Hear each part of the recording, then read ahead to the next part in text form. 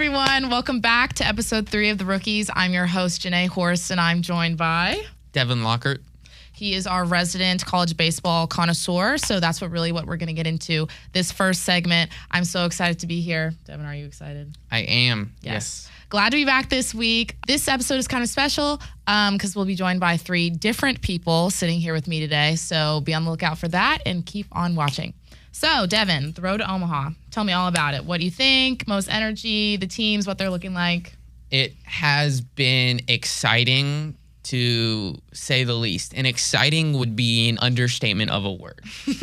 Okay, tell me more. Have teams, you have the most amount ever of host teams got kicked out of the first round. Oh, wow, okay. First time since 1975 that no team from last year's Omaha made it to this year's Omaha. You have really good teams, Arkansas, LSU, and who are just there always. And then you just have Cinderella stories, Coastal Carolina, who won it back in 2016 but haven't had a good run since. Mm-hmm. And Murray Shout State. out Bella. And Murray State as well. Okay.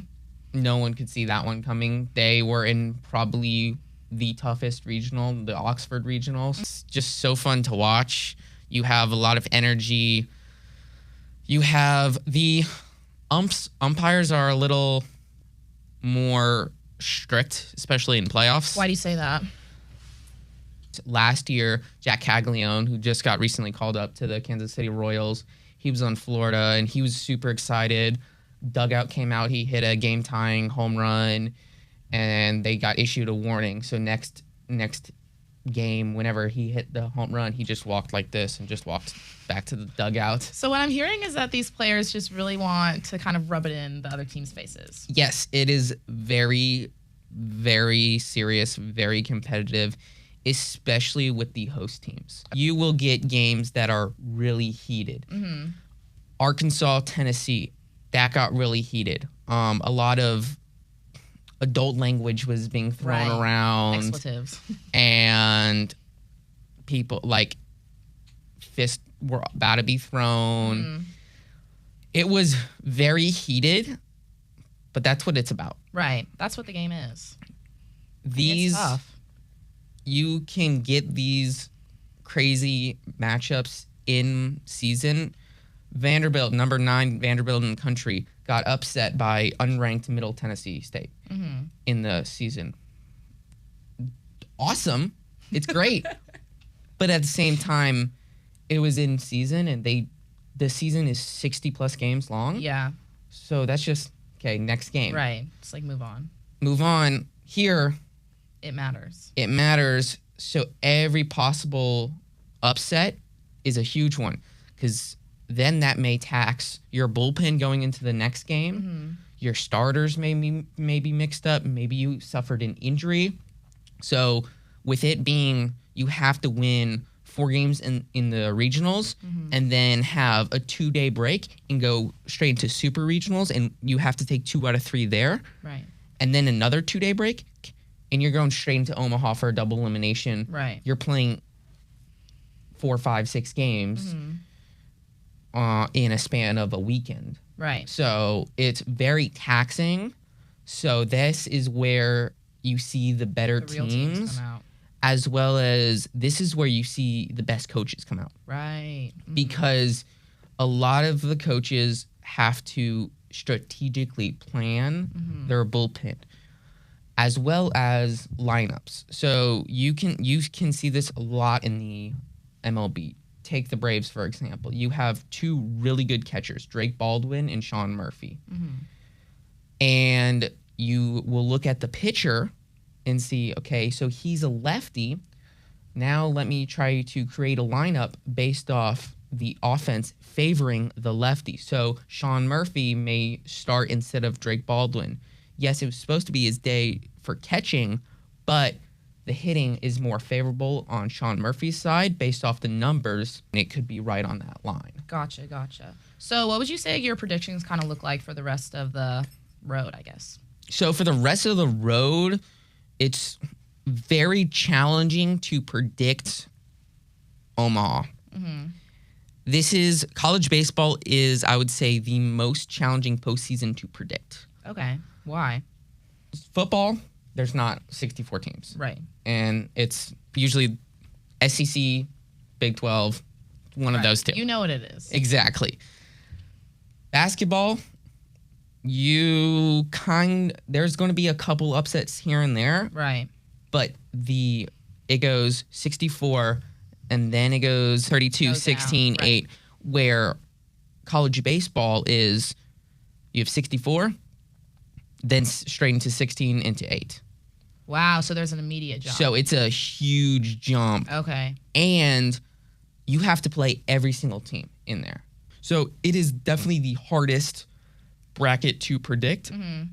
But I would say if you look at the lineups and you look at the pitching matchups, a team like Arkansas would get it done because they have the most veterans. Okay. But then if you look at history, if you want to go down that route, they've made it to the finals 4 or 5 times. They've never won a championship ever in Omaha. Okay. You also can look at Murray State. They're a top contender, even though they're a Cinderella story. They got hot at the right time, and they have a team camaraderie that team like Arizona doesn't have. They're good, but a lot of those wins they got, they were lucky, and they were just the better team, and they just didn't have flow into the system. And their bullpen was not good, where there are certain teams, LSU, Arkansas, Coastal Carolina, and even Murray State, they have depth in their bullpen.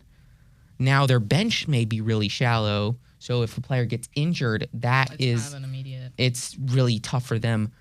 But if you get into those later series, the game 3, when it's a 2 out of 3 and you split the first 2, game 3 do or die, that's when the depth of bullpen shows, and that's when head coaches actually get promoted then. Because head coach like Murray State, they'll see, oh, he's able to strategize really well against bigger schools. I want him now on my staff. It may be from Murray State to a Alabama, Georgia, or someone like that, a larger school, because, well, they forced 3 games. Okay, maybe they didn't win it. Maybe they did. But they forced 3 games, and they made that 3rd game competitive, and they were able to keep all the players locked in, focused, and they were also able to have good depth and endurance when that later in the season comes and it hits big time. Gotcha. So to finally ask, I would guess, since we've just learned so much, if you could see how many teams are in like the finals? In final 8. 8. If you could see any 8 teams, which ones would they be? Based off this year, I would say Western Kentucky. They have That's one. 2 phenomenal freshmen that they ended up hitting the portal to go to a bigger school, but I wouldn't be surprised if they also get drafted. That's one. Arkansas, LSU, Tennessee, those are 3 teams that are always really competitive. Right now, give me Murray State. They're rolling, and they have a solid lineup. They may not be the best, but they'll make it competitive and make other teams sweat. Better. And that's when it really can you do well under pressure? Georgia's a really good team, but I wouldn't put them in Omaha. Okay. Because they're really good at their own park. Right. The second they leave. So with that, give me Nebraska. Okay. It's at their own park. Right. They play at Omaha. They play at Charles Schwab Field. So they know the ins and outs of each hop, the way that the dirt is laid, the way the grass maybe is cut, because each park is different. So those 6. I would also say, it's definitely hard to choose because there's so many good teams and an upset could happen any single day. But give me Coastal Carolina. They're another team that Shout out, just found the flow at the right time, and they just haven't stopped, and they're rolling. And they right now have a record of most consecutive wins heading into Omaha in college baseball history. So they just broke that record, and they're just keep rolling and rolling. Another team I would like to see would be, I said Tennessee. I would say North Carolina. They lost to Arizona, but when it gets later in those games, that 2 out of 3 games, they'll make it really competitive. Right. They'll come back. Kentucky would be a fun team to have in there. They're really competitive. Okay. Any SEC team is really competitive. So, and they will give teams a run for their money. Awesome. Well, those are some good picks. I'll be excited to see how it turns out.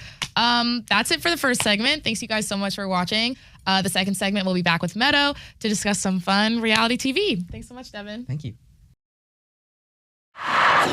Welcome back to the second segment of The Rookies. I'm your host, Genae Horst, and I'm here with special guest Meadow. She's going to introduce herself since it's her first episode. Hey, y'all. My name is Meadow Riggins. I'm an intern here at 680 The Fan, and I'm a student at Florida State University. Yes, and she's so excited to be here this summer. Super excited. Okay, as you can see behind me, this second segment is called The Reality Roster, and this segment is really fun and special because obviously with all the reality TV circulating around at this time of year, there has been a lot of drama on the internet. So we thought it would be fun if we drafted one of our favorite athletes from really any sport and to be in a reality TV show. So yeah, super busy summer. Yeah, super busy summer. I've personally been watching Love Island, but we don't have to get into that quite yet. I'm not necessarily a reality TV show like fan or like avid watcher, but one athlete that came to mind personality-wise, I know Jameis Winston. As a Florida State girl myself, he's hilarious. And I think he'd do so good on Dancing with the Stars just because his personality. Gosh, that's a really good choice. I know he's not like maybe he's not the most coordinated person ever, but I think it'd be hilarious, and I would definitely tune in week after week. Would you vote for him? Yeah, I also think athletes in particular would get a lot of votes just because they have like a fan base outside of that. So bring in more viewers. So Dancing with the Stars, if you're watching this, marketing. Wait, like do you watch Dancing with the Stars? No, but I would. Okay, like if you like, I know Alex Earl's going on. Yes, next season it's gonna be lit. I'm actually kind of interesting. excited to see her because she apparently has like quote unquote a dance background. So I don't know. I haven't seen much of her. But okay, wait, like. So that means, do you know any of like the girl pro dancers? No. Okay, well, I'm sorry. Never mind. Okay, well, I do. So I'd probably want to see him with like Lindsay or Val's wife. I can't remember her. Jenna. I have no idea who these people are, but I support. No. You should look them up after this because that would eat. Okay. This is another kind of random one. I know everybody's probably thinking Love Island Bachelor type deal, but I know I've also another one I've never seen, but I've seen a lot of social media stuff about Secret Lives of Mormon Wives. Okay. If we did something like Secret Lives of like the WAGs, Secret Lives of Athlete Wives, because we've got a lot of very like A-list a lot of them WAGs out there, these yeah. days. There's Taylor Swift, Alex Earl. I mean, Simone Biles. We got, gosh, who are the other ones? She's being canceled right now, so not too much on her. Haley Steinfeld.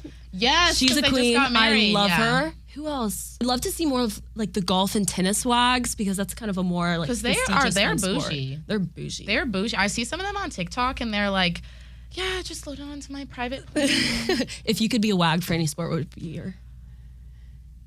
I don't really know because honestly, like the lifestyles are just so completely different. Especially with the seasons. Like baseball season's really long. You got a lot of traveling for like just short amount of times period. Exactly. Like, logistically, that'd be hard. And I feel like if I was like at the end of the day, I want to sound better than this, but like the sport doesn't really matter. For me, it's got to be golf. Okay, like I feel like golf would be the best because, I mean, it's casual. It's like it's fun. I love the atmosphere. I went to the Players and Jacks. That was so fun. But that's awesome. Yeah. And I feel like they're just like so like classy. I support. Like, what about you? Wait, what reality TV show are you? Oh, right, yes. Okay, so my athlete was Coco Gauff just because she won She just won French Open. Yeah, French Open and like the women's whatever singles. because we don't even have to get into the controversy with that one.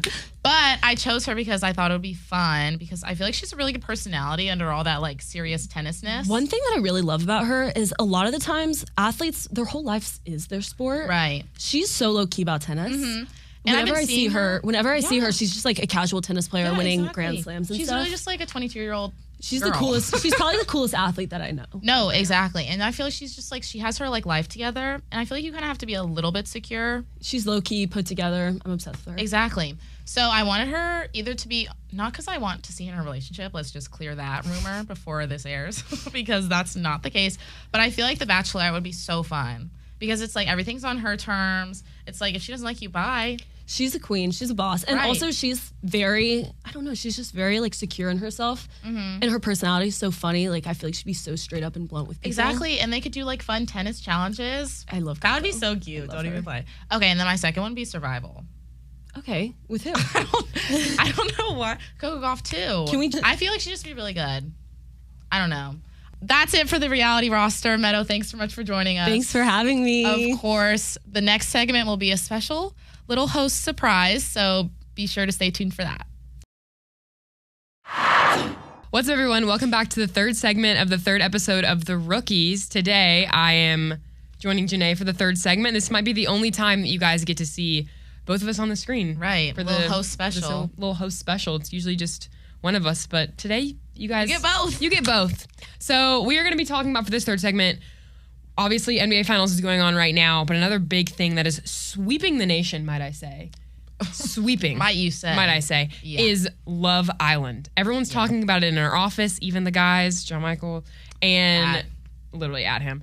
And it's been a whirlwind. But for this segment, we are basically going to present our own NBA Finals rosters. I'm doing the Pacers. She made one for the Thunder. Basically, who our pyramid dance mom style would be Exactly. for Love Island, and who we would nominate to be on the show. Whether, their good Who would looks. be the best Islander? Their charmingness gets them there. Or for me, just like most of mine not really looks. Mine's not really looks. Just put that out Not there. really It's more looks. who would be interesting? Who would want to be on this show? Right. Personality based. Personality based is really what we're going for. So if you see some of them, you're like, why would you do that? well, it was personality. Don't hate the game. Don't hate the game. Right. Hate All the right. player. So it's not our fault that they look bad. It's just the way it Some of their headshots, they're frightening. I'm They're frightening to look the at. camera did not do some of these men Right. justice. They should have asked for a retake and they didn't. Nothing so. is quite as terrible as a bad headshot. And you know what? Especially I know that on from a professional experience. team. Yeah. So Yeah. So.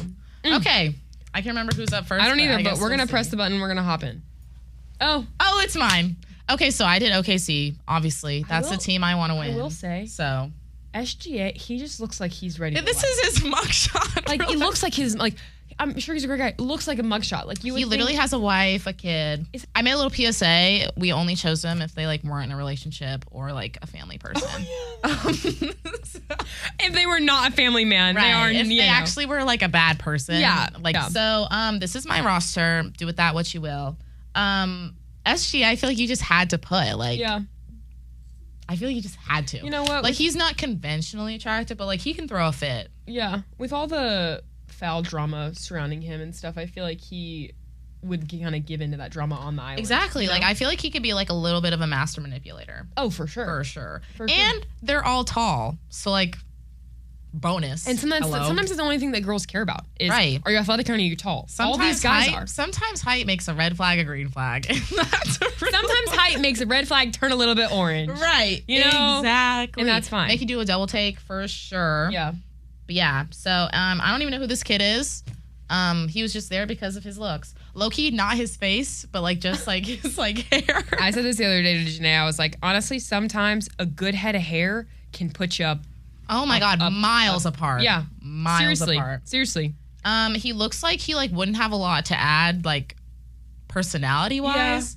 But this was one of my looks picks. And that's rare in this roster because I can't say I have a lot of them. Honestly, He might be the only one. Brandon looks like he works a corporate finance job in Dallas, Texas from 9 to 5. That's what I'm saying. Like, and he's you a know finance what? bro. He's a finance bro. On everything, he's a finance Under bro. that jersey, he's got a Patagonia vest on.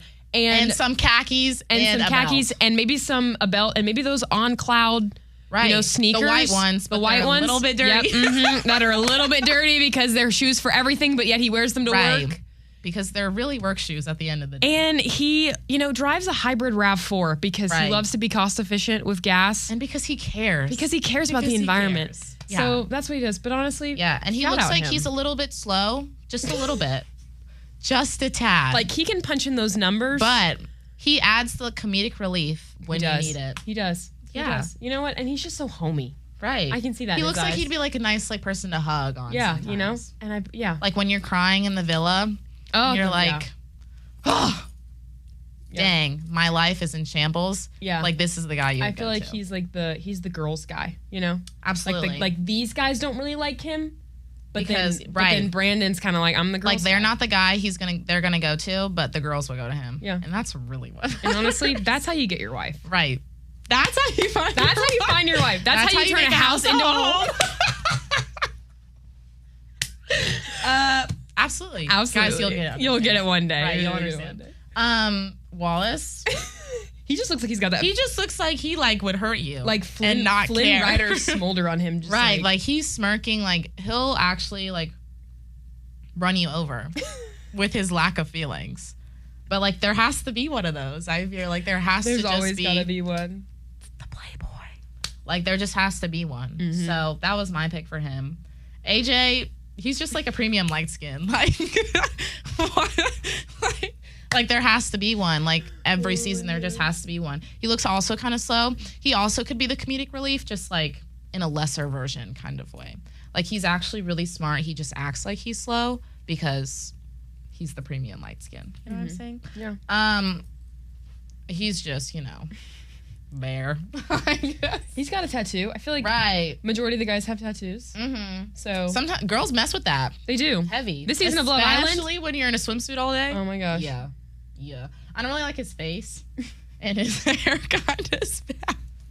But like I feel like he adds well to the group dynamic. Yeah. Like I feel like his place is mandatory almost for the group dynamic. I feel that. Yeah, like he'd be making speeches and like he's the one who tells everybody good night before they go to bed in the villa.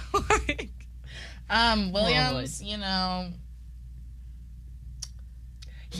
that's all I have to say.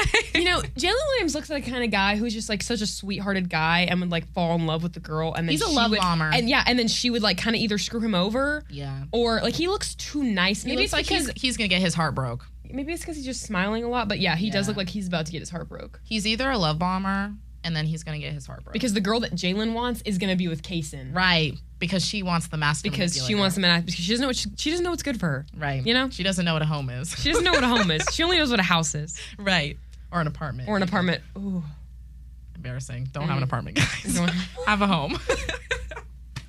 Okay. That's my roster. But yeah. On to Payton's. So this is the Pacers, Payton's Pacers pyramid. Say that 5 times fast. PPP. Yep. So again, honestly, I put Halliburton up there. I just think that's kind of obvious. He can't not. He's kind of the star of the show. For this playoff season, and honestly, with the Pacers kind of up in the finals right now, exactly. And people calling him overrated. Like he's got that perfect, I think segue story. I think he's gonna. A little segue story. I think he's gonna pull the I'm sad, everyone hates me. I'm not I think he might be a little bit of a pick me boy. Oh, now that I'm saying this, 100% without a doubt. 100% without a doubt. I think he will. But he's got a nice smile. He looks kind. Does he? He his face kind of a little off. Let's be honest. But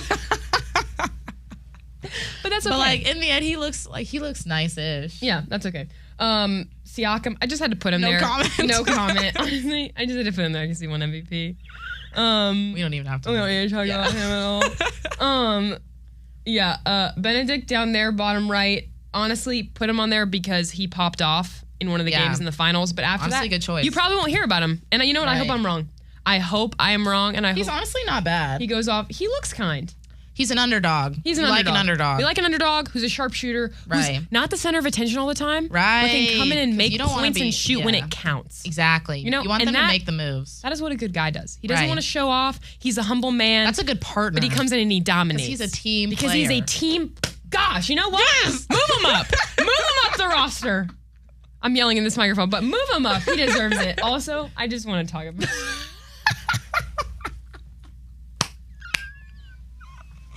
Okay, Payton doesn't like this pick. I didn't like this but pick. I think this is a I didn't want to put him pick. in, and Genae was like, you know what? He would be great. That's so a great pick. Give your explanation. Okay, I will. Just like disregarding this is when the hair really loses you. I feel But like the face everyone card, has low-key hair doesn't like that. decline. Okay. Like for some, it probably wouldn't decline for some. And I feel like if he like got that little tan on, like if he was in Fiji right now, he would have some pull. He looks like he's a vibes guy. Yeah. And you know what? I appreciate that. He looks like he plays a little bit under the radar. Like he might be playing 2 or more people, 3 or more people. Yeah. But it's just because he's tall at the end of the day. Yeah. He doesn't, with the headband, he doesn't want you to know where his forehead ends. But like if he had a good head of hair, he could hurt some people, low-key. And then you got TJ McConnell over here, who is finance bros partners at Deloitte with Premium Brandon white boy. from OKC. So he also has on clouds on. But you can't see that. They're a little dirty. Showed up to the villa in a polo. Yeah. Ankle socks, polo, Mandatory. khaki shorts, belt from Kiowa, Ocean Course from golf. Yeah. And just like loves playing 18 holes after work, you know?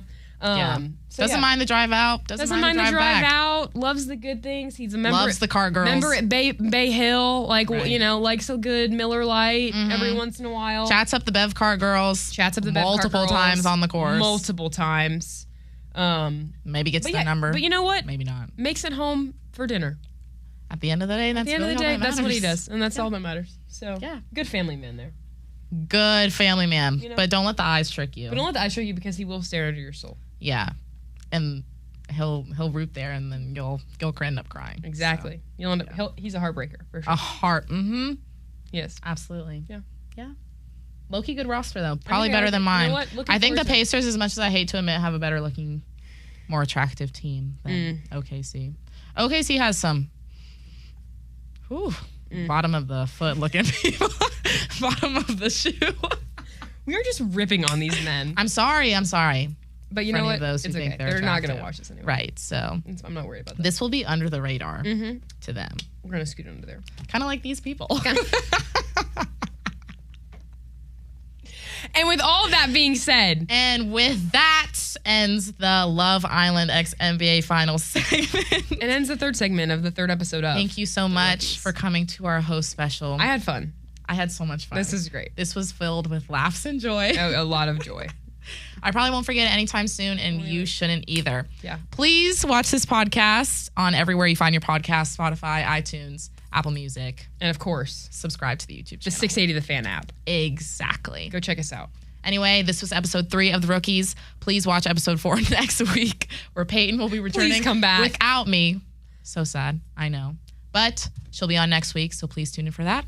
Thanks so much, guys. We'll see you next week. Bye.